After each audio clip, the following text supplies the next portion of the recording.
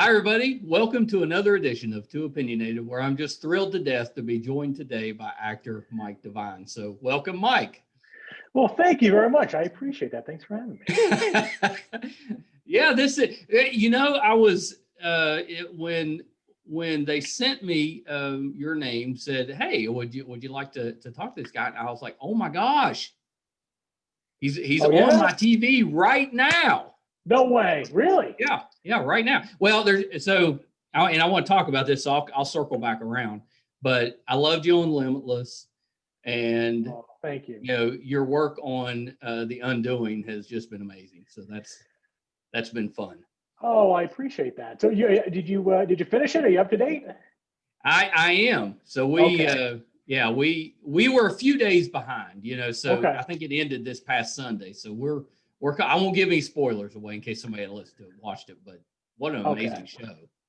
Oh, good. Thank you. I'm glad you liked it. Yeah, that was terrific. You play a lot of law enforcement officers.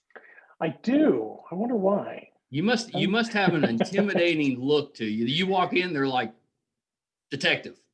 Do you think so? See, I don't know if I try to have that intimidating look, but it's kind of difficult. I don't know. If there's a good cop, bad cop, I'm usually the good cop. Yeah, well, that's okay. You got to have a good cop. Yeah, oh, definitely. It's not as exciting as the bad cop, but you got to have a good cop. It's very true. That's actually, there's a lot of truth to that. Well, so I always like to start here. What got you into the entertainment business? What made you want to become an actor?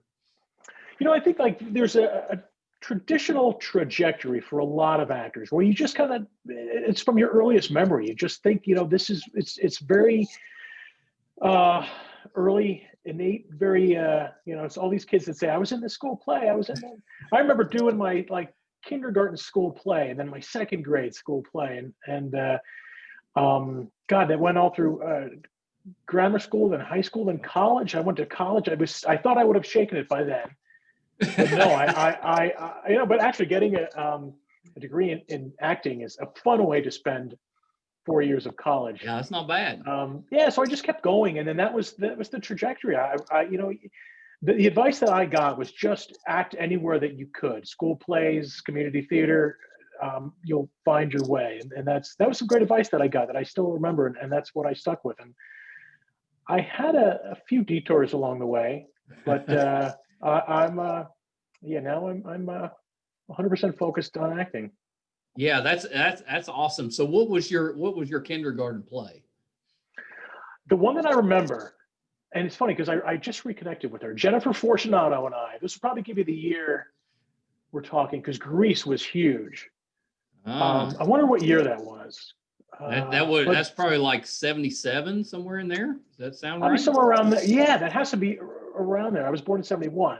So Jennifer Fortunato and I did Summer Nights from Grease. I'm thinking, I wonder what age. I can't tell you what age. Maybe like first grade, second grade. I'd have to, somewhere around there. But it was probably freaky to see these two kids dressed up as Danny and Sandy. Probably creepy too, I'm sure. But yeah, I'm sure it was adorable.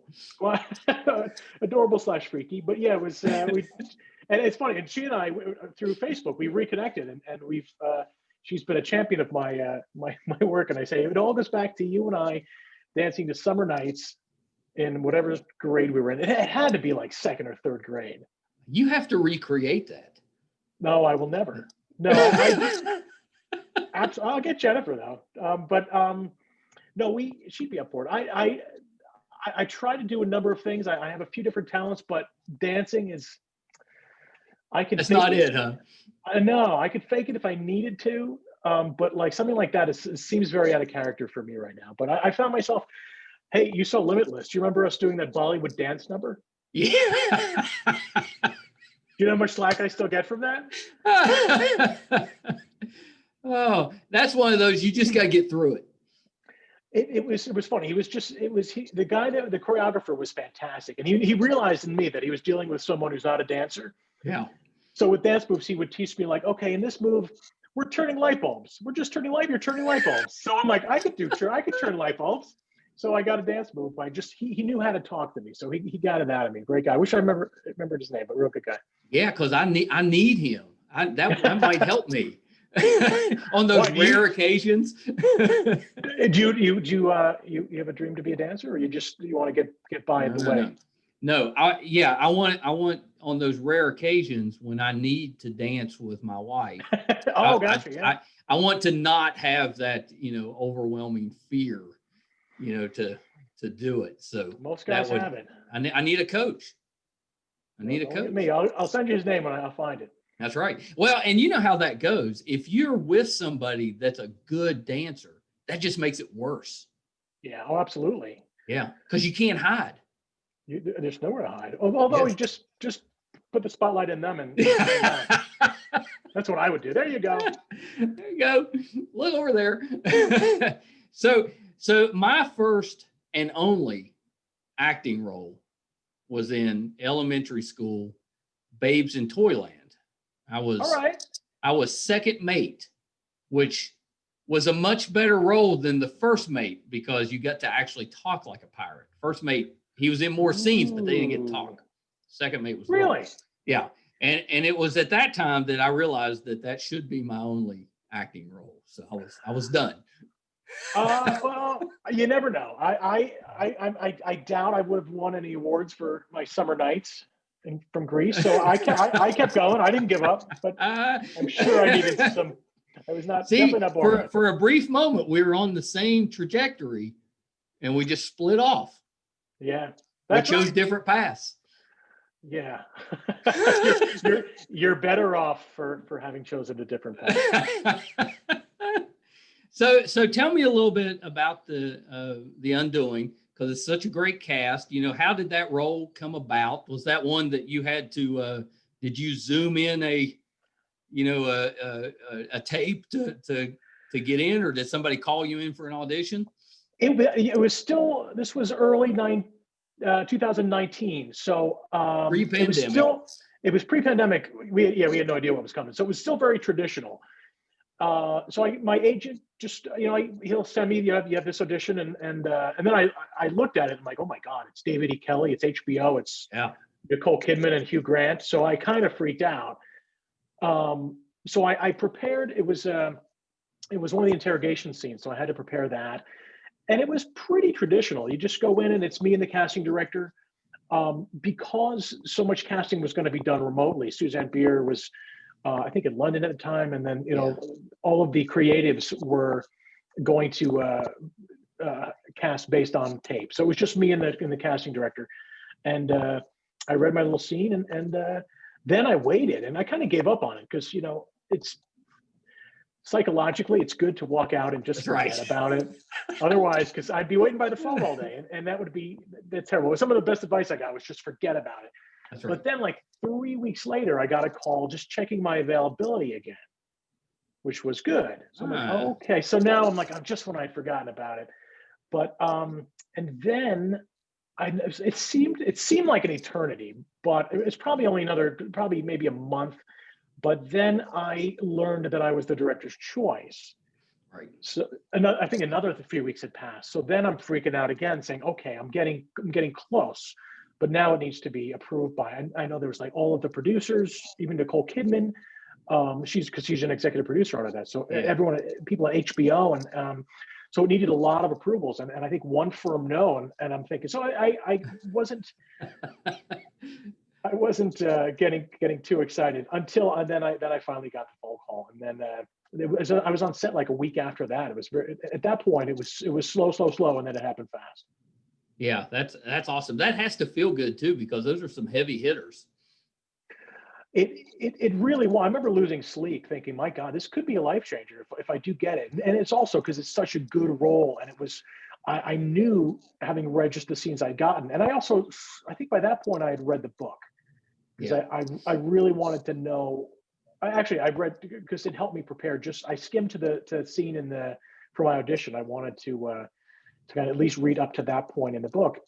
But I knew that most of my scenes were going to be opposite Nicole Kidman. So I was as freaked out as I was excited. Yeah, I mean, she seems like she just gets better and better as an actress. I mean, were you able to pick anything up working with her? Well, and you, Grant, too. I mean, they're both just amazing. But yeah, did that help you as an actor? Were you able to pick anything up? Absolutely, in so many ways. And I really paid close attention. And it was also interesting because I kind of got the heads up. One of the producers told me that, if Nicole kind of gives you the cold shoulder, it's because she's staying in character. So she stayed in character almost the whole time. And actually it was, and I'm thinking here, I'm going to become best friends with Nicole Kidman. And next thing I know, she's giving me this evil glare. Not quite like that. It was much lovelier when she did it. But she, as I heard her being interviewed, talking about it, she does stay in character, and it's sort of she'll approach you in character. So that was a huge thing that I got from her, because depending on the level and the depth and intensity of the scene, you can't just turn it on and off. So that was something I learned as an actor, that you really need to take that preparation, and whether it's hours, or it's just it's traditionally called a method actor who's living it. She kind of does a blend in there, but I found that the rewards of that level of preparation, it's that much more rewarding, and you can actually go to such depths. In fact, and we had lots of interesting conversations. Even though she stayed in character, we did talk about the craft of acting, and there were times. Yeah, it was amazing for me, to absorb all of this incredible information. But at one point, she told me that she has to take very good care of herself psychologically, because an actor of her caliber, she didn't say that, but she said that this role especially was so trying for her, as you've seen, the emotional magnitude that she's hit with. Her subconscious, or an actor of her caliber, their subconscious may not recognize that what's happening to them is real or not. Oh, wow. So she can literally develop PTSD from playing a role like this.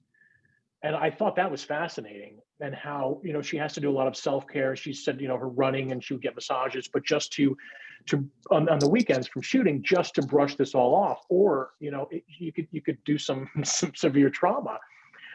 Because like I said, what happens to her in The Undoing, her subconscious, based on the caliber and the depth of her performance, may not recognize that it's fake, which I thought was fascinating. Yeah, that really is. I lied a little bit. I've actually had one other acting role, and so all I had to do is I was just playing myself, right? So I'm just playing myself, but I had to get a little bit emotional in the role. So the actor that was cast in the role opposite me, and it was just it's for an audio drama. So we're doing it by Zoom. Well, it was Ed Asner, right? Oh, wow. Wow. So I'm worried to death. I can't get emotional. Now I'm nervous because it's Ed Asner. But he was so good in the role, and he made me get emotional, just act. So I got emotional. But the problem I had was I couldn't get out of it. Once I got to that place, I was just, I was down the whole day. And so I've wondered that, somebody that actually gets really involved in the role, is it difficult to come back out of that? And that sounds like it actually is. It is. And I always, one of the things I always kind of fall back on, remember as a kid when we would fake, I'm not saying you did this, but I might've done this once or twice, where you pretend to be sick, stay home from school, and you start acting. Yeah, you start acting sick. Oh, and believe it or not, well, no, it's true. By the end of the day, didn't you actually feel sick? Yeah, you can make yourself feel sick for sure. Yeah, sure. I had an audition not long after we shot The Undoing, where I had to cry in the scene, and it was the first audition where I had to not just cry, but it said I bawled. I was auditioning for a father whose son is brain dead, and he has to say goodbye over his son's brain dead body. And I said, okay, let me take what I've just learned. And I spent hours preparing, and I put headphones in, and I listened to the saddest music possible. I went for quiet walks around the neighborhood. I spent the entire day bringing myself to that. That's draining. And it's also this, I've always, I could do it, but I think like some other things, like almost like meditation, where you say, okay, I'm meditating. And as soon as you say that, you're brought out of it. Much like when I've had to bring myself to tears, my brain would say, okay, I'm doing it. I'm crying. I know. And then in doing that, it removes you from the scene. So yeah, I'm learning that the answer to that is just emotional preparation, whether it may take a long time. In that case, it took hours, but I went into that audition. Just a little side story. I thought this was interesting. One of the things I listened to was there's a song, You'll Never Walk Alone. And there's this scene in Carousel where the character comes back from the dead and he basically says, just you. And it was much like the scene. I never told you how much I love you. So I'm telling you how much I love you. And and then it goes into You'll Never Walk Alone. It's beautiful. It breaks me down. But I walked into the audition room, and the actor who I was listening to, who won the Tony for that role, is sitting in the room ready to reach for that role. No way. Swear to God, Michael Hayden. If he's listening to this, Michael Hayden, and I knew immediately. And I'm like, yeah, I'm listening to you. So I'm like, this is really tough competition here. Yeah, that's intimidating. It was crazy, and I didn't get the part. I don't think he got it either. But I ended up going into the audition, and as soon as I got in there, bam! It all just came. I was like, yes, and whether I got the job or not, I really was proud. And I think it just goes back to the question you asked originally. Yeah. If I learned anything from her, and it was that I probably, prior to working with her, I would not have put in that time. I'm thinking I would never get there, but I realized what it takes to the more preparation, the deeper you need to for when you need to go deep. Yeah, that's really fascinating, and I'm wondering how people in your life handle you when you're spending hours trying to get in. You know, they have to just be like, "What is the matter with Mike?" I will. Yeah, luckily, I'll distance myself from them. Yeah. I wouldn't, and I wouldn't, approach my family like I'm in character. That's just too weird. But if need be, and I've done strange things, just spend alone time and whatever it takes. No, they're used to my weird ways, and they're supportive of it, so they get it. But so it really seemed like you and your partner on the show had just terrific chemistry. Was that actually the case? It was absolutely. Yeah. I mean, we met early on, just when we were doing costume fittings. So we met then, and then one of the first things we shot together was when the beach house scene where we break some bad news to her. So we actually ended up getting a week in the North Fork of Long Island. So we ended up having dinner together, and we were both staying at the same hotel. So we had coffee in the morning, and so we did get to know each other. And then we actually went to police precincts and sat with real detectives. Oh, wow. Yeah, so we got some time, and we watched interrogation tapes, and we met. I remember Edgar was looking for a Mendoza, and I was kind of looking for an O'Rourke, and I built him on a couple of detectives that I know. But we spent a lot of time together. And then once you're on set, you spend a lot of time together. Right. And they always just kept us as a duo. So we were always, bring on Edgar and Mike, and we would always eat together, and then we would do the scenes together. And then, of course, when you're doing those scenes, they're really bonding, because right. when you share that level of intensity, it does bring you closer together. Well, yeah, I'm glad you saw the chemistry. I was yeah, you really can, because you guys, it seemed like your characters were communicating a lot without really saying a whole lot. A little look to each other, and there were certain scenes where you kind of held back, and he was kind of more the aggressor, and it really it seemed real. It seemed like that could actually happen. Like that's what a pair of police detectives would be like. Oh, good. Yeah. Oh, good. I'm glad you thought that. Yeah. He's a great guy. Yeah. Well, he seemed like a good guy, and a really, really good actor. I mean, he was really great in that role too. The whole cast. I mean, it was just amazing.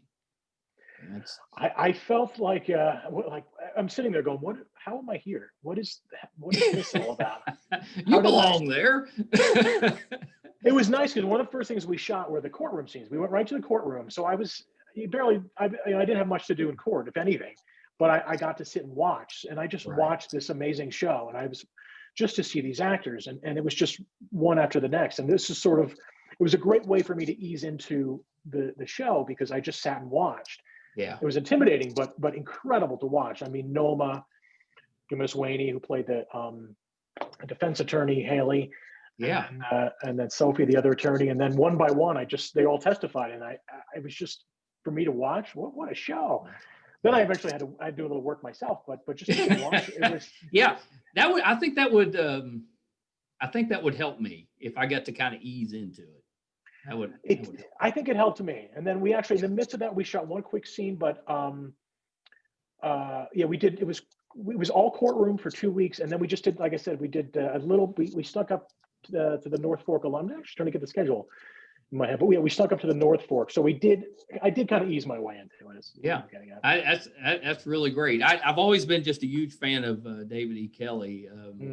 I loved when I think the first, it may have been his first show, but one of his early shows was Picket Fences. Yeah. And and that was back in the 90s, but every show that he puts out has just been terrific. He doesn't really have any misses.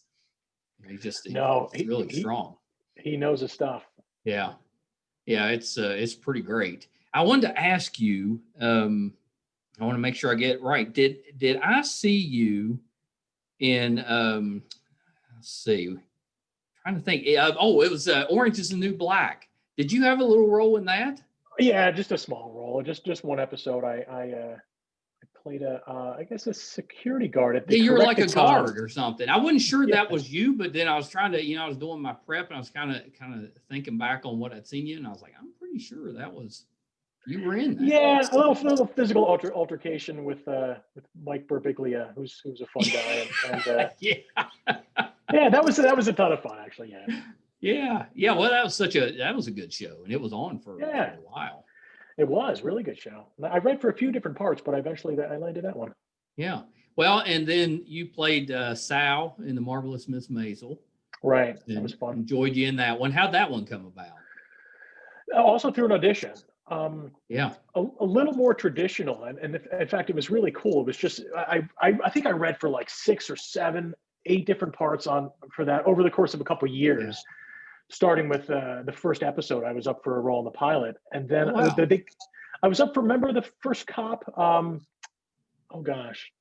one who arrests her for performing without a license or indecent whatever. But I've read for tons of parts, and then eventually, they must have liked you. Yeah, so that was really reassuring. It was just a matter of when but it was very reassuring. They did keep bringing me in, and then I loved this of all the roles I read for. I really loved Sal. I was kind of hoping, and then I read for Cindy Tolan, the casting director. Yeah, and then it's a little old school, like I said with the video doing. They hire you based on tapes, and that's really common nowadays. But the Palladinos were a bit old school. They're the writers and producers and creators of the show. They brought us all to the studio. So it was very old school. I'm in the studio and I'm seeing the actors coming and going in costume. And then there was like 2 of us for each role. And there's a guy that looked just like me over there. And I knew he was reading for Sal, but all of us, they were narrowing it down to callbacks. And then we went in and so the good old fashioned audition and callback. And then I got the part, and it was a ton of fun shooting that. I felt like I was back in 1959. Yeah. Actually, not that I was ever in 1959, but just, because it was the telethon, so the whole audience was in costume and they had these different acts. And then it was a pleasure because I got to have a scene with Rachel herself and Alex. So that was phenomenal. Yeah. A ton of fun. Do you, if I was an actor, I would track or keep track of the roles that I had based on who I was in a scene with. Do you do that? Not really. Mm-hmm. No, I don't even know if I keep track. I mean, I always try to progress each time, and hopefully, the next scene is Let somebody else keep track. Well, yeah. I mean, but I always, I don't so much as keep track as I look back, and I think I have a lot of fun memories. And almost every experience was good. I can't really say in all these years, and I've been doing this for almost 20 years, that, sorry, you hear my clock in the background. Sorry. Yeah, it's very soothing. Turn that off. Is it? That's the beauty of Zoom. Well, because you that stuff happens. It's a new world. And as you noticed, it was dusk when we started. Now I'm in almost complete darkness. But and now I forgot what we were talking about. I know. I was going to ask you, do you have a preference? Would you prefer to audition in person, or do you prefer to do it, on your own, where you can kind of, redo it till you're happy with it? Originally I liked, just because it was what I was used to for so many years, I liked the actual interaction and going in, and it's good and it's bad, because you have to fight your nerves, and you only have a few minutes. You got to nail it, maybe a second chance. But there's a thrill in that, and that was what I just got used to, because that's what we've done for all these years. And it was even weird for me when there were no callbacks; everyone was cast on a tape. But now that I'm starting, now it's all self tapes, of course. So I'm getting used to it. I got my technical setup down, so I don't have to worry about, because we're doing our own lighting and sound. Right. Now that I have that all down, I'm actually enjoying it. In fact, I'm kind of in the middle. I was doing a self tape right now, and it's only two or three pages. But I thought, oh, this would be a quick one. I'll get this done in an hour. I've been working on this for like 4 hours. And in fact, it was just well, to a degree. My first or second take would have been probably the one, but right. But so I guess that answers your question. I am learning to love the self tape, actually, and I do, because I can tweak and just do it until I get it right. Because so many times you leave an audition not knowing if you were awesome or awful. Yeah. And I've actually, it's always the ones where I thought I was awful that I ended up getting, and the ones that I'm like, yeah, I nailed that. But again, there's so many things out of your control. But so yeah, it's going to be weird if we ever do go back to in-person. Yeah, I'm not sure that we will. It's probably cheaper to do it this way. It is. It's actually, and it's also more challenging for an actor, because they're bringing in a lot more people, because they can just scroll through rather than have people physically waiting there, bring them in for 10-minute slots. So I'm actually waiting to see. I've only booked a few jobs off self-tape, so we'll see. Yeah. Is there a genre that you prefer, or maybe one that you haven't done that you would like to do? I'm actually decent at comedy, and I don't always get a lot of comedic roles. I guess because I've kind of, my resume has been built on these kind of heavy duty stuff, and now, like The Undoing, it's really not not a lot of humor. Not a lot of humor, and all the things I've done. Well, actually, Mrs. Maisel is pretty light, and I've done 30 Rock and a few other things. But I would like to do a little more light comedic stuff rather than just the heavy stuff. Yeah, I mean, I love doing it all, so I'm glad to do it all. But my resume is pretty drama heavy, so yeah, I'd like to try a little more light stuff. Yeah, you need to do that. I think you'd be good in a comedy. You've got my vote. Well, thank you. if you ever develop one, and I'm here, I'm available for you, man. Yeah. That, I think that would be great. That would be terrific. I saw that you had again playing a police officer in The Wolf of Wall Street. Oh yeah. Yeah. What was because that was such it was such a crazy movie. It was very just right in your face type of movie. I was curious, what it was like on set. It was incredible. I mean, it was Martin Scorsese. It was, and it was phenomenal for me as an actor. And this is kind of sound a little name dropping, and I don't want to do this, but I went a few months with, I think it was a quiet period, and then I forget what day of the week, but it was like a Monday. I was doing House of Cards with David Fincher, who directed my scene in House of Cards. Yeah. And then literally the next day it was Martin Scorsese. Wow. And all of this was in the midst of Hurricane Sandy. So all the scheduling was all up in the air. And I didn't think it was 10 p.m. in Baltimore when we still hadn't shot my scene in House of Cards. And I had to be at 6 a.m. in New York for Wolf of Wall Street. Oh my gosh. And neither of these, I could say no to, but they ended up shooting my scene in House of Cards. And then I think I made it with a few hours to spare. So once I had finally calmed down and Martin Scorsese's sets are very quiet. Everyone's talking very quietly.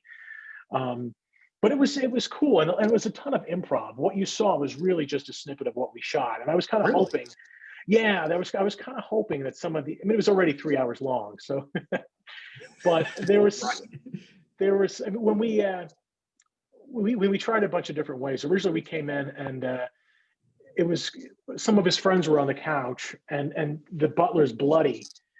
So the joke was when one of the guys on the couch says, "Officer, this man assaulted us," and they're just kind of laying on the couch. And then I remember saying, "Can I use the F word?" And they were like, "Trust me, you can use the F word." I think you're okay. Yeah, they said we're already going for an X, so you can use the F word if you need to. So, I in the improv we got to do it a number of different ways, and I was so proud I got to drop an F-bomb in a Scorsese film. But again, it didn't end up. Maybe if they released the 4-hour version, which it does exist. It was originally 4 hours. Yeah, I'd be interested to watch that. Fans like that stuff. I hope one day. Like a director's cut. I'm hoping, and then because I originally that was the cut, and then Scorsese that was what he wanted, which is I thought was cool in a movie about excess. Yeah. And also if you think about it, 4 hours. I know you're in the theater, but people are binging The Undoing for 6 hours on their couch for what's a 4-hour movie? That's right. We've changed our perspective on things like that. Yeah. But maybe one day we'll see, and if maybe that ends up. But going back to your question, as I meandered a bit, it was phenomenal. That was another day where I'm like, how am I here? You know, it was. But I remember it was in the middle of Hurricane Sandy, and my I lived in Long Beach, New York, and my condo was underwater, and I didn't think it was even gonna happen. And I remember it was election day too, so it was just so much going on. Oh, it was so much going on, but once we did it, you know, normally you're waiting around, but it was like clockwork. We went in, we shot it, we left, and it was. Yeah, and then you probably slept for a week, right? Because you've been up all night to get there. Yeah, just and also just the my I tend to think a lot, so I tend to overthink things. So and especially when I didn't think it was going to work out, I was crushed. But I had a little emotional hangover after that too. Well, yeah, once the adrenaline wore off, you had to be exhausted. Yeah, but it was great, and I'll never forget it. It was fantastic. Yeah, that's pretty terrific. Is there a I like to ask this question: is there a role that you didn't get that turned out to be pretty big, or a role that maybe you turned down that turned out to be something? It's interesting because I'll read for something and not because unless the show is already established, right? Like then I'll know I'm reading for a big show. Like I've read for some Marvel shows, and I've read for a few very big films. Like I've read for all these different parts of The Irishman, which I ended up not getting anything there. But I've learned that it's just the nature of the business. So there's so few things where I go, damn it, I didn't get it, and I get. You don't dwell on it. I don't dwell on it, and I don't get mad, and I also think that's kind of bad energy to put out. Right. Yeah. And and I'm never upset. Like if a friend of mine does well, I think that's a great sign for all of us. I would never, so I tend to just be happy when happy things happen. But if I don't get it, I don't really get upset. But I remember I was up for the Affair, which I loved. Oh, yeah. I was addicted to that. I was up for the cop in that, and you've been good in that. It would have been fun, yeah, but he was great too. He was fantastic. Yeah, he was. But I remember because I loved the show so much that like, damn, I could have. And when you read for a pilot, no one's ever heard it. The affair wasn't. They were shooting the pilot, so no one knew what it was going to be or what it was. So I wasn't that let down. But then when I watched it, I'm like, wait a minute, this was the part I read for, and this would have been a fun part. But again, there's fun parts still to come, I hope. Well, and I've always heard that the right role will find you if you just keep, kind of plugging along. If it's right, it's right. Yeah, and I think that The Undoing was sort of a crossroads to that. Because I was in the NYPD for 22 years.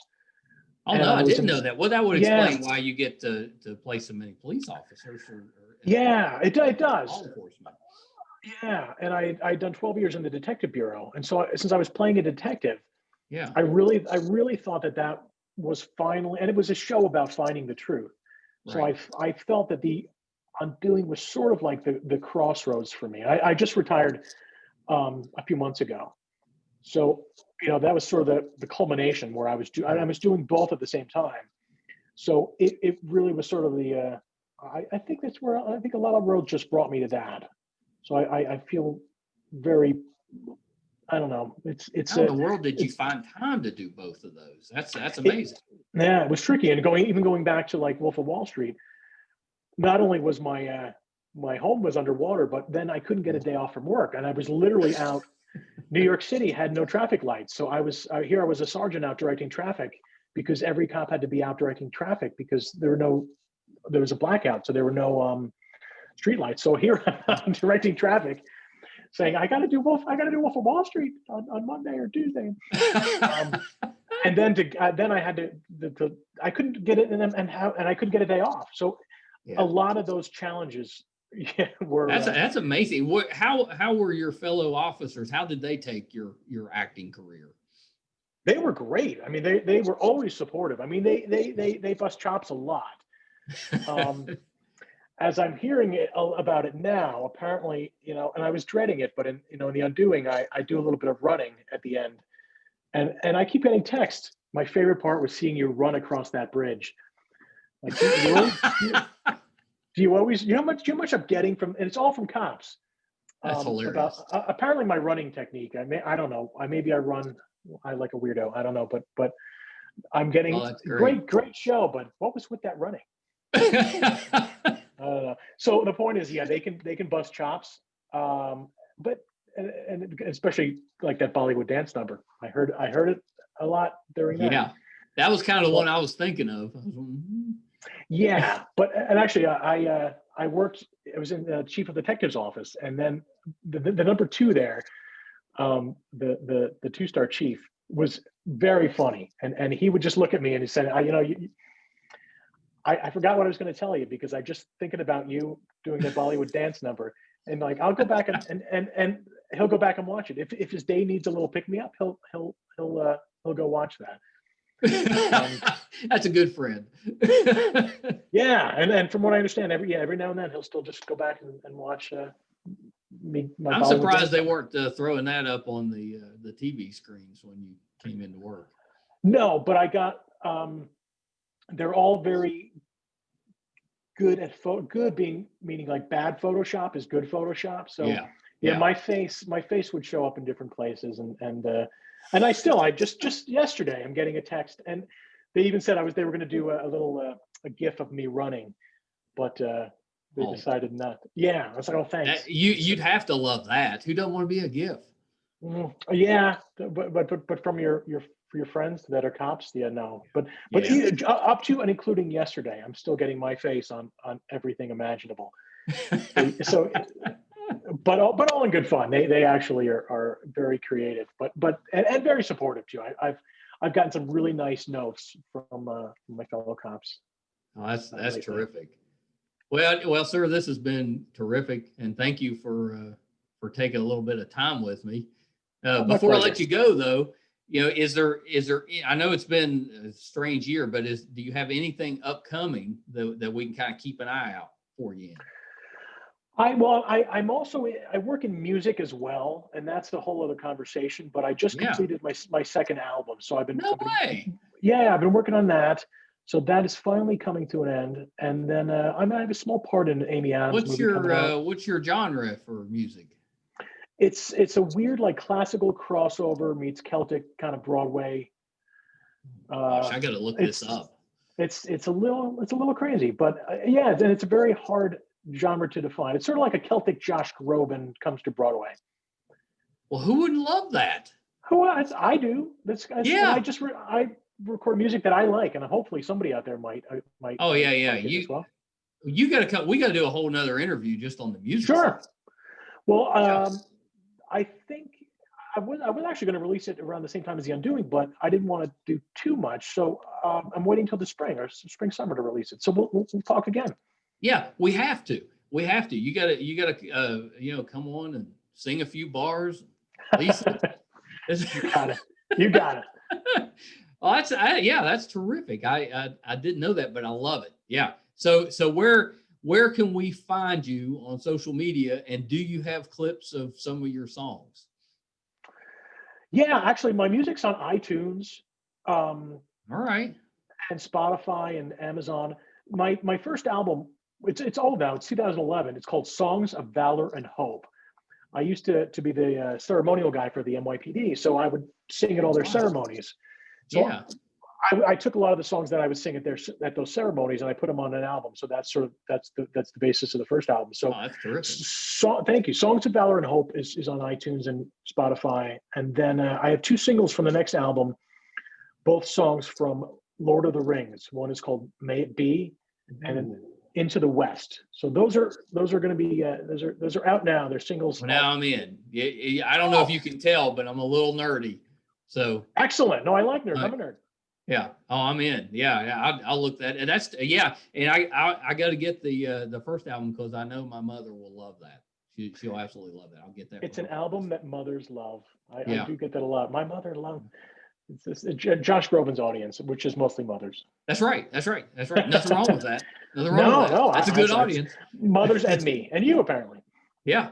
Yeah. So you said you auditioned for it. Now I got to ask you another question before you go. You said you auditioned for some of the Marvel shows. You know, if you got the chance to play a superhero, do you have somebody in mind? Who would you want to be? Gosh, somebody just told, maybe it's a villain. Someone just said he's a comic book nerd, and he told me what villain I could play. Ooh, that's even better. I wish I actually sent me via text, but I can't think of it right now. But it was a very obscure, like Batman villain. Well, that's what you want. Yeah, and I'd be totally game for that. But I would love to just enter that universe doing anything. But whatever they think I'd be best at. I don't know enough. I don't know enough where I'd say I'd love to play that part. I would love to. It's not Marvel, but it's comics. I like Walking Dead. I love that. I would love to enter that universe. Oh, that would be we've had I've been lucky enough to have a big part of that cast on the show. We've done some panels with some of the actors and stuff, and it's you'd have fit right in with that group. It's just it's a fun group. Maybe there's a new character, like some guy that's just been holed up in an Arby's this whole time, and they got a new spinoff. Right? There's a new show out there now. I want to make it happen. Please. So you're going to write me my own comedy. I'm going to get you in. I'll put in a word. Get me on The Walking Dead. Well, and I don't know if you know the character, but they're still casting for Moon Knight. For Marvel, Moon Knight, he's kind of similar to a Batman type of character, but for Marvel. But they're still casting for him. He was a taxi driver by day. In a movie night. Hopefully I'll get called in. I did just read for a very big superhero show, which I can't even say the name. In fact, when they sent it to me, it was under a code name. But just last week I read for a superhero show. So maybe I'll break through. My phone is ringing a little more now with The Undoing. So maybe people will think of me in that regard. I'd love to. That'd be awesome. I used to joke that once you're on the show, watch out because your phone's going to be ringing off the hook. But nobody has a hook anymore. There's no hook. That's right. Huh. Yeah. I gotta rethink that. My parents still have a hook. They've still got a rotary phone. Yeah. And as a grammar snob, I can just say my phone will be ringing. There, Your phone will be ringing. That's exactly right. Avoid redundancies. But yeah. Well, sir, thank you so much. Thank you. And please do come back. I'd love to get into the music side of it. Anytime. I'd All right, sir. Well, hold on one second. I'm going to hit pause. Well, how fun was that? Michael Devine, terrific guy. I had no idea that he was musical as well, and that he could sing. That's amazing. That's what a talented guy, and an actual police officer. I can't believe he waited till right at the end to drop on me that he was a police officer for 22 years. Oh, I did a terrible job researching. That is absolutely terrible. Big fan of his as an actor. Now just a big fan of his as a person. That's amazing. Wow. And he's been on so many just monstrous shows. Yeah. I can't wait to follow his career. I have no doubt that somebody needs to put him in a lead role in a comedy series. I think he would be terrific. So that, if you're listening, let's make that happen. Or The Walking Dead. I could also see him on The Walking Dead. We can try to set that up. That's cool that he's a fan. Thank you everyone for listening. This is the portion of the show where I usually ramble until I just kind of quietly stop. So I'll try not to do that. Please check us out on Facebook. Give us a like. It's under MeisterCon. Subscribe to our YouTube channel. It's YouTube MeisterCon Pod. If you would like to help us out, we would appreciate that. We have purchased the building for our studio. We're actually in the studio, but we're still renovating, still furnishing. If you want to help us out, you can go to patreon.com/MeisterCon. We'll give you some early content, some extra stuff for your trouble. Really appreciate that. Thank you, as always, for choosing us. No, you don't have to, but really appreciate it. Oh, and last but not least, our website, meistercon.com. Really proud of the blogs that my son Brett is putting on there. If you're a nerd, this can't miss stuff, so check that out. Appreciate you listening, and we'll talk to you again real soon. Bye.